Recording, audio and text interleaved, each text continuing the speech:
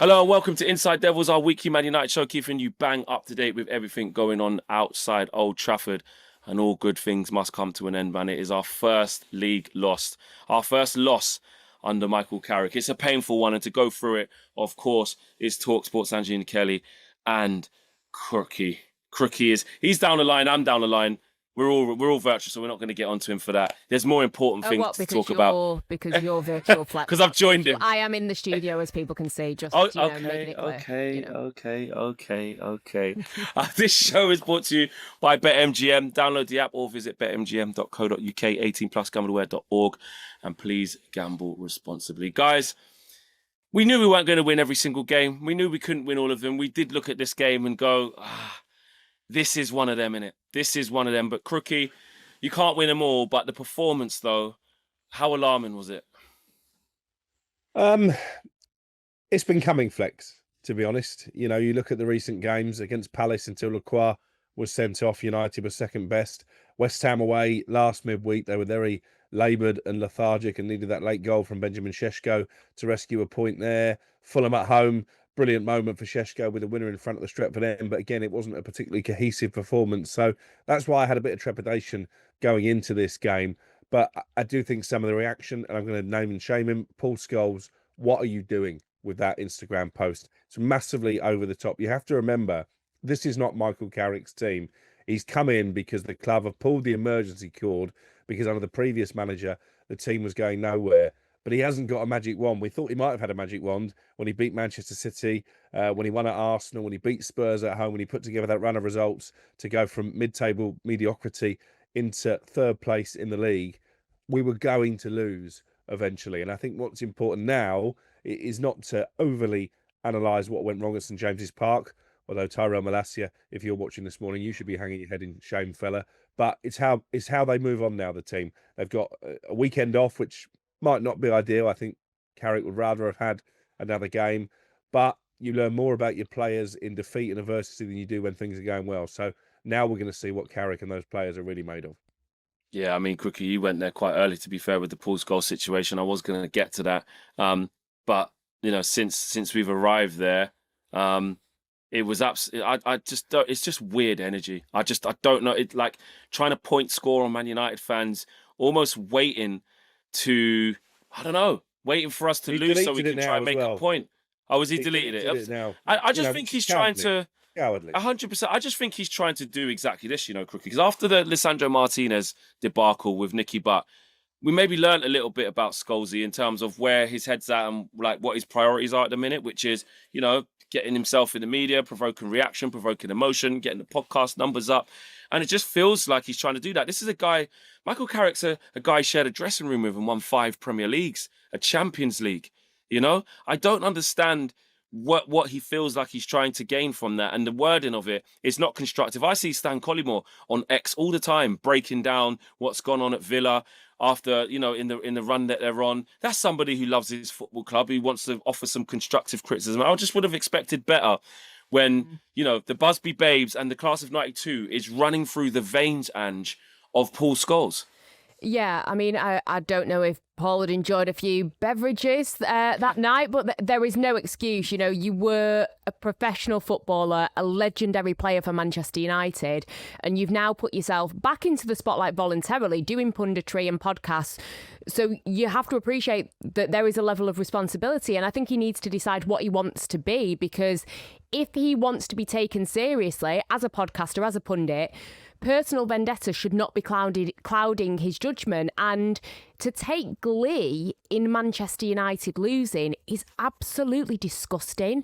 If you don't like Michael Carrick, then fine, but he should like Man United more than he dislikes Michael Carrick or whatever the issue is. It tarnishes his legacy as a Man United legend. The respect that he got for his time as a footballer means nothing if he can't step back and see things from an unbiased point of view. And I hope the likes of Gary Neville, Rio Ferdinand, etc. are messaging him today saying, what are you playing at? Because they all get, you know, tarred with the same brush, and people will be thinking, oh, is this what all the ex-pros think? He's spoken about his struggles getting tickets, him and Nicky Butt. Good. Shouldn't get a ticket. Shouldn't be at Old Trafford if you're going to take glee in them losing. And I also think, one last point on it, he has been an interim manager. He's been a caretaker manager at Salford City, where, he was a shareholder. And, during his managerial career, he has a win percentage of 30.77%. Michael Carrick's win percentage as Man United manager is 72%, and that's based on a similar volume of games. So I think that he really needs to look within. You're going after a former teammate, like you say, but you know what it's like to be in a dugout, to have to go through some of these trials and tribulations, and to throw him under the bus like that, disgust him. Yeah, it was. And I think Go on, Crookie. Do you think this all comes down to the fact that basically Paul Scholes is better mates with Ole Gunnar Solskjaer than he is with Michael Carrick? Because that's pathetic. That's the reason. You have to draw on that, Crookie. I think you got something there. Well, because he criticised Carrick for staying on after Ollie was fired, and obviously during his first spell as caretaker manager. You've had Roy Keane come out, and he's been quite derogatory about Carrick as well at times, and we know that he's good pals with Ole Gunnar Solskjaer. I mean, I think that's a really bad look if that is the case. But it was the language, wasn't it? You can be disappointed. I think exactly with the United. Exactly. What's Tonali got to do with it? Like, it's just ridiculous. Yeah. Well, Tonali, that's more like we need a midfielder that looks like him. But again, but still, Man United fans know that. We know we're in the market in the summer. So all we keep talking about is Tonali, Ramirez, Anderson, Baleba, Wharton. Newsflash: Man United need physical midfielders. Newsflash: Man United need to improve in that area. We know that, and it did just come across as trying to get a reaction, trying to be in the headlines, and offering no sort of constructive criticism or anything. Just trying to point score and waiting for the moment that we lost the game so we could have that moment, because we haven't seen him there. And you're right. When it was Ollie, I remember him staunchly sort of defending Ollie, this, that, and the other. Good guy. Oh yeah, he could turn it around. This, that, and the other. Roy Keane, he said he doesn't support Man United the other day. I kind of expect it from Keano, because you kind of know what he is. He legend of our football club. He's done his best work here, but he left on sour grapes with Sir Alex. It's never quite been the same, and he makes no mistake of sort of saying that. But I expect different from Paul Scholes, who's come through the class of '92. But maybe we're the problems. Maybe we're the ones who are expecting too much from these legends. And I would say some United fans have sort of said, "Oh, the standards are on the floor." He's right. The last 4 games have been bad. It's the way you portray the message. It's the intent behind your message, and I don't think that Paul Scholes' intent was pure behind what he was doing, and that's the issue I have with it. Not us talking, quite calmly and measured about how we have been, like you said, Crookie, that this result was going to catch up to us. Back to the game though, was this as bad as some of us are saying it is, in terms of performance? How denting is it, and are you concerned that like Crookie said, the performances are catching up with us, or was this just somewhere where we haven't won? Take out COVID since 2019, difficult place to go no matter how good or bad they're playing, and we just didn't show up on the night. Yeah, I mean, for Newcastle, it seems like there is something about this game that gets them up for it. It's like they are ready to fire on all cylinders when they're facing Man United, especially at St James's Park. I think they showed their quality. I think that they deserved the win. Aaron Ramsdale being picked over Nick Pope, I thought it was a good call. I think from a Manchester United perspective, the damage is not too bad. We are still in a Champions League place. Liverpool lost 24 hours earlier against the league's bottom club. We've got Aston Villa, who were battered by Chelsea. So I think overall, when you think about the teams that are scrapping for these Champions League spots, Manchester United are the only team that don't have, cup competitions or Europe, etc., also distracting them. So I think that United overall just lacked energy. I think it was too slow, the build-up, lack of urgency. And these midweek games have just not been good enough, like the West Ham game. And I don't know if this is an issue with... I'd read somewhere that Carrick had been shortening the training sessions, and I think it was maybe a good idea short-term to get everyone feeling more positive, more relaxed. But maybe he needs to be a bit tougher, get the players a bit fitter. He's got 10 days until the Villa game now. Maybe it's time to maybe make them run a little bit more in training. But I just think that it did feel like it was coming. Like Crook said, we've been missing the fluidity of the first couple of games. Maybe that was a bit of a manager bounce, who knows? But, West Ham, Everton, Crystal Palace didn't look our best. So I do understand it, and I just think, again, like Crook said, it's how they react and how they move forward from this. What was it Sir Alex Ferguson used to say, like, every team loses, it's part of the game, but it's what you do with it that counts.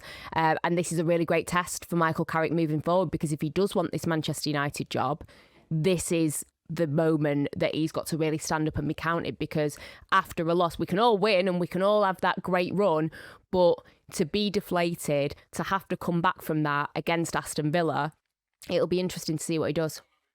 Yeah, it will.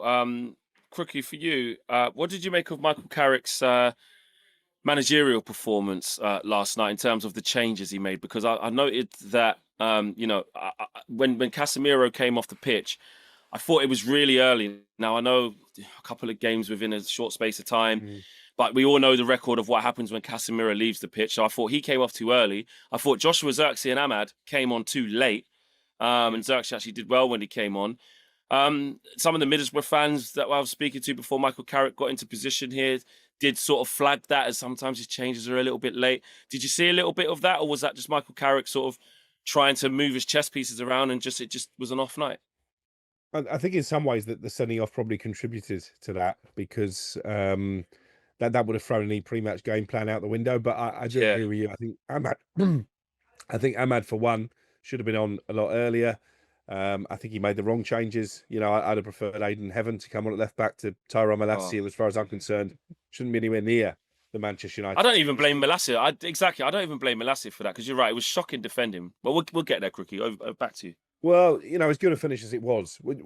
As a fan, I saw this at Brighton last night. If you're the fullback, the one thing you don't do is show your man onto his favoured foot. Kadioglu did it with a goal that Saka scored at the Amex, and it's even worse from Malacia. I've seen a still shot this morning. He's literally facing the wrong way. He's facing the Newcastle fans behind the goal. But this is a guy who's basically bound for Turkey in the January window until United pulled the plug. Let him go. He's been another disastrous signing from the Erik ten Hag era. And then you've got Ugarte coming on, not fit for purpose. Dallo coming on. I've not been his biggest fan over the last couple of seasons. So the issue that Carrick's got is he's really only got 11 or 12 players that he can rely upon. I would have probably kept Casemiro out there for the reasons you've said, because we all know that when he goes off and Ugarte comes in, it's a struggle. Yeah, and it was. I do, on the Tyrone Malacia situation, hindsight's a wonderful thing. I get it, but like you said, if you put at least Aidan Heaven there and say, listen, 10 minutes, just be physical, kid. Just make sure you clear it. You're ready for a duel or two. Malacia literally looked like a player who'd had a double knee op, who'd been out of the game for a very, very long time. And he played a couple of under-21s games on his comeback. And the gamble just didn't pay off. The gamble just did not pay off. Like, there's one thing of Osula scoring a really good goal once he got past Malacia. But like you said, the route to goal, it was laughable. It really, really was. And before that, Joshua Zirkzee forces a fantastic save, an unbelievable save from Aaron Ramsdale. And he's come under criticism, Ramsdale has, this season. Lenny Yoro put on a plate by Bruno Fernandes, should have scored. Bruno Fernandes gives away a silly penalty on Anthony Gordon when they've just gone down to 10 men, needless. Does get the assist for Casemiro, so he makes up for it. It was just, we just never really got hold of it, Ange, did we? To sort of go, right, there's a real opportunity here. Like at 10 men, we just weren't streetwise enough. And then when we got to 1-1, for large parts of the second half, we just let the game drift until like the last 10 minutes when I said those chances for Zirkzee and Lenny Yoro came about.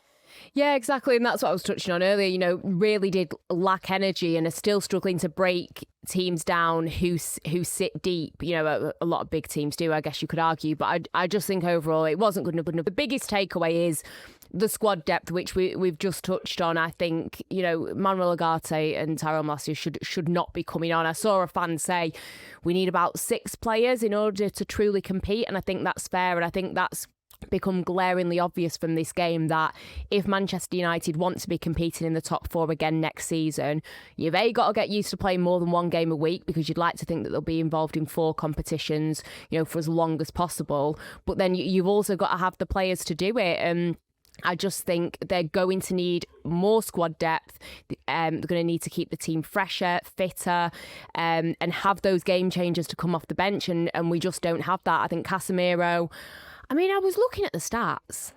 Is he the best player in the Premier League when it comes to attacking set pieces? I've read here 5 of his goals this season in the league have come from getting on the end of corners and free kicks, more than anyone else. You've got Gabriel, João Pedro, Juri and Timber all have 3.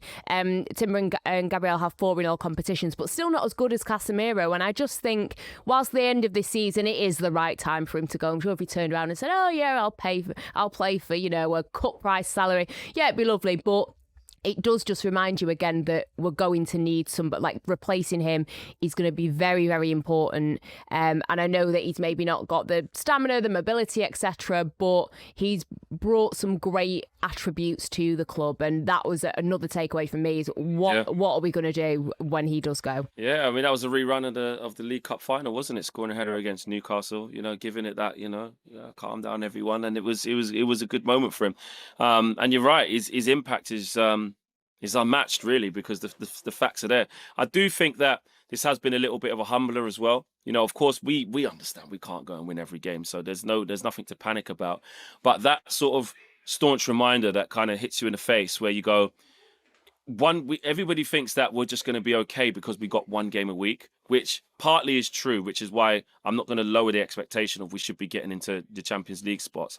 However, when we do have to go to the bench and turn to the bench to change games and mix things up when the games are close together, it's a good thing we do have 12 days between games and 3 weeks and things like that, because the lack of quality, Crookie, don't you think the lack of quality, I know we can get out of sync, so it's clearly not working, but when Michael Carrick turns to his bench, it's like, you say, you've got Ugarte there. That's not an upgrade when Casemiro comes on. You got to bring on maybe Xerxes or Ahmad, and that's all you've got. That's it. No, I agree.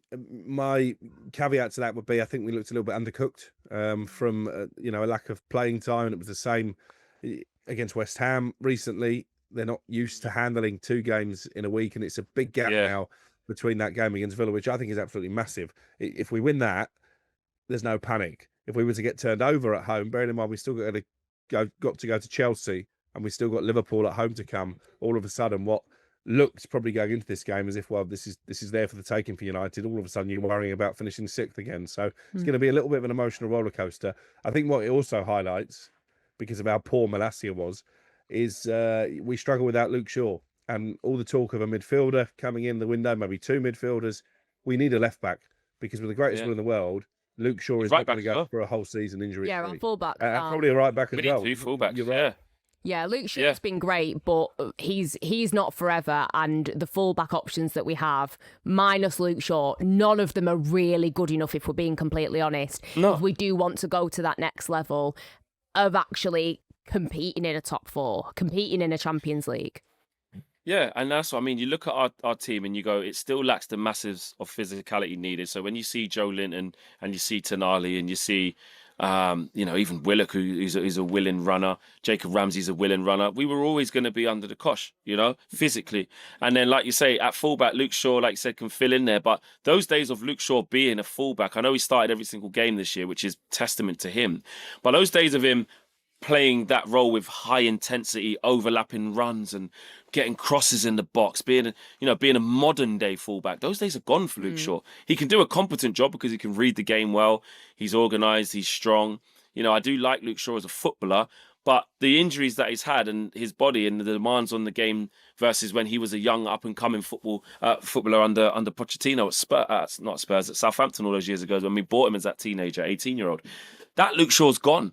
So, and Dallo is not that guy. Mazraoui is a competent footballer across the line, back line, and he's got good IQ. He reads the game, but attacking-wise, he's not going to give you an output of a real modern-day fullback. So, you're right, and Crookie, like we absolutely desperately. It just shows how much we still need to build this squad. We need midfielders, we need fullbacks, we need wingers, because we sold all of them under the last manager, and we need another striker for Benjamin Sesko as well. So is that what people need to realise, Crookie? When some people going off on one saying, Carrick was always going to do this, and this, that and the other has come to an end as a new manager bounce hype. Well, is it important to remember that he is an interim manager? He hasn't had a transfer window. I know, like in January, we chose to keep everything calm, which was probably the right thing to do to get to the summer, and that this squad still needs major surgery. Yeah, and do you know what? I think the last few weeks have been a bit of an escape from reality, really, because it's been a nice feeling. You win on Saturday or Sunday, you don't have another game until the following weekend, and you can just enjoy being a Manchester United fan again. You're not getting the stick from your friends and your family.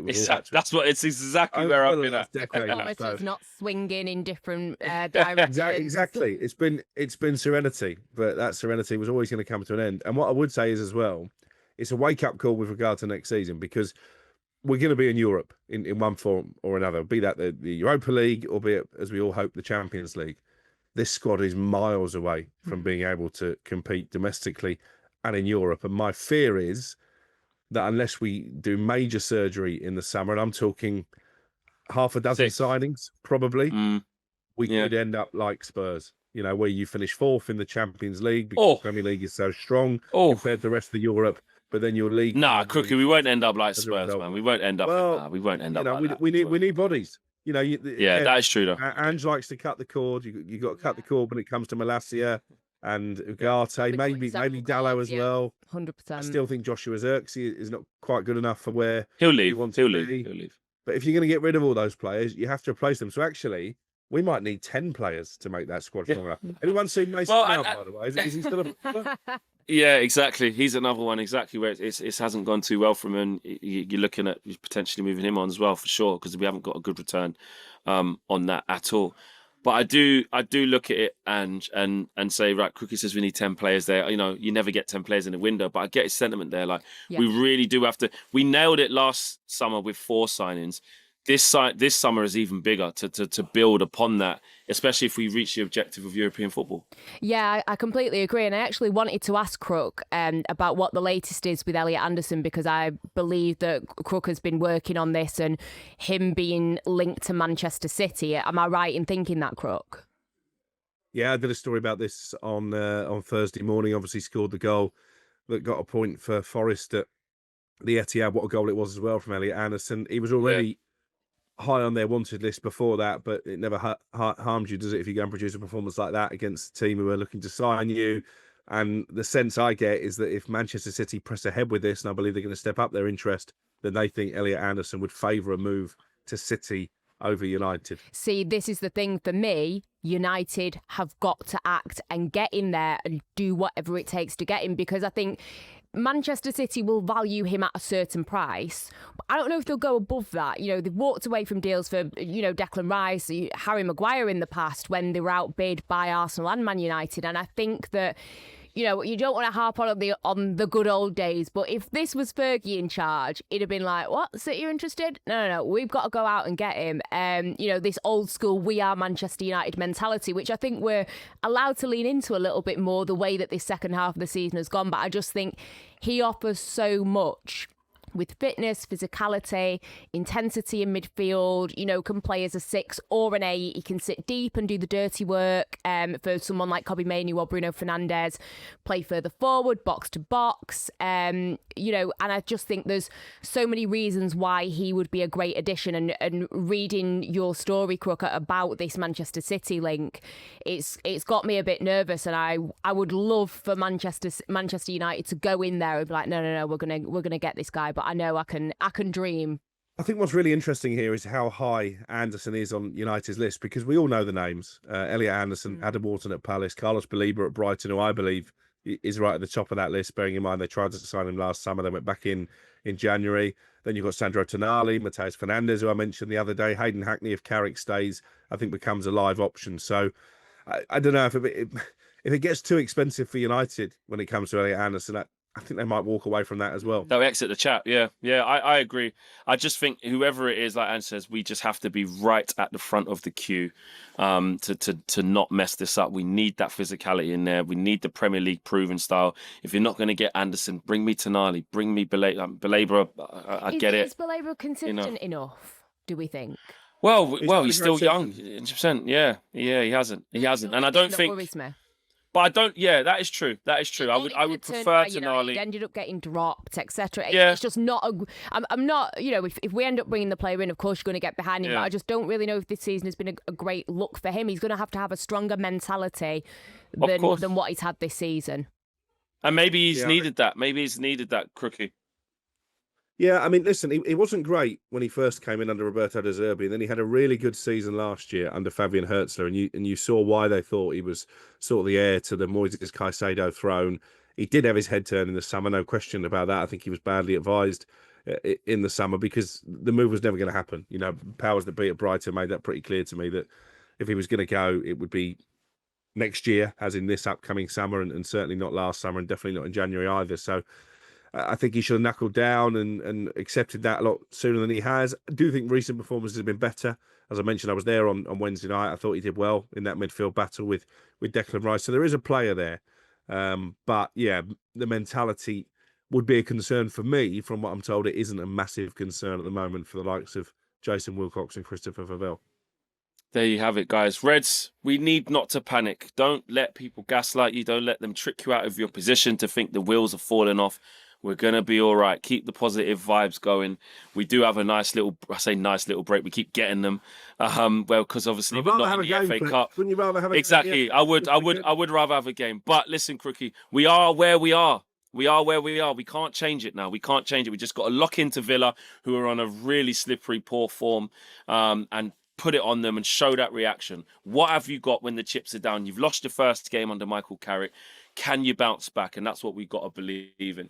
We will see you on the next time, hopefully with 3 points after Aston Villa. The show is sponsored by BetMGM. Remember, you can download the app or visit betmgm.co.uk, 18+, gambleaware.org, and please gamble responsibly. We'll see you on the next edition of Inside Devils.